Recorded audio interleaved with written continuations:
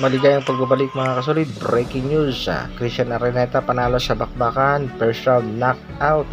Casimiro Angcahas, posibleng ikasa ng MP promotion. Wonderboy Carl James Martin, alanganin pa sa world title fight. At IBF, Romes Maculita sa ating pambatong si Janel Casimiro, ibinagsak sa ranking.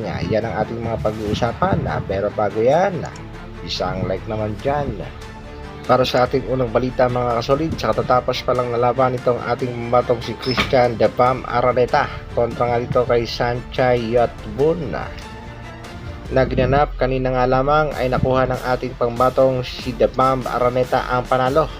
Hindi na nga pinatagal ang bakbakan dahil unang round pa lang ilang beses nang pinabagsak ni Christian Araneta ang kanyang kalaban.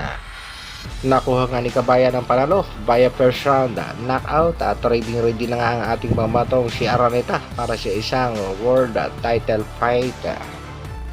Kudos at isang congratulations sa napakagandang performance ipinakita ni Kabayang Christian Araneta.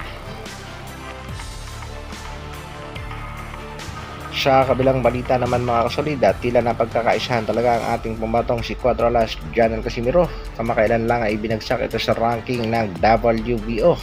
Ngayon naman, itong IBF ang rumesback at ibinagsak din ang ating pangbato sa ranking. Sa katunayan nga ay naungusan pa ito sa ranking nitong si Pretty Boy Jerwin Angcahas. Matindi talaga ang kamandag at impluensya nitong si Mr. Pab Arom at nitong si Mr. Sha ng MP Promotion sa mga sanctioning bodies.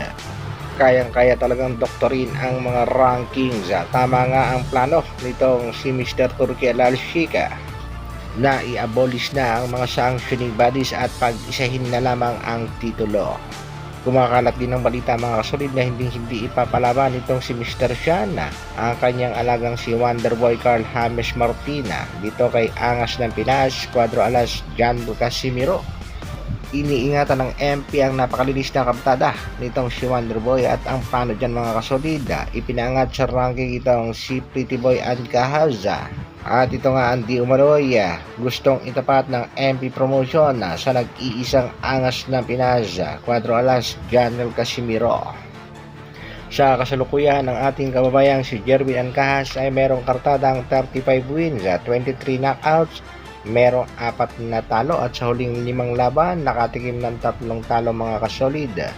Naniniwala itong si Mr. Sha na kayang talo ni Jerwin Angcahas itong si Cuatro Alas Janel Casimiro dahil tinalo na daw di umano nitong si Angcahas itong si Jonas Sultan. Samantalang itong si Jonas Sultan tinalo naman ang ating pangbatong si Angas ng Pinas.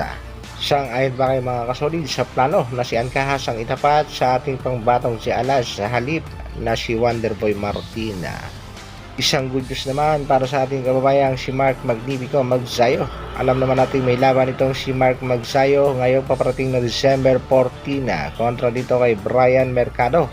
At pag nakuha nga ng ating pambatong si Magsayo ang panalo, panigurado, isang world title fight ang naghihintay kontra dito kay Oshaki Foster. Carl James Wonderboy Martin hindi nakaligtas sa mga boxing fans at sinabing pang-amateur pa rin ang galawan. Komento naman ng isa sa mga former Pinoy World Champion, hindi pa pwede si Martina sa isang world title fight. Hanggang dito na lang muna mga kasolid. Maraming salamat sa patuloy na pagsuporta at panonood. Isang like naman dyan. At sa mga bago, pa-like, pa-share at subscribe na rin ng ating video.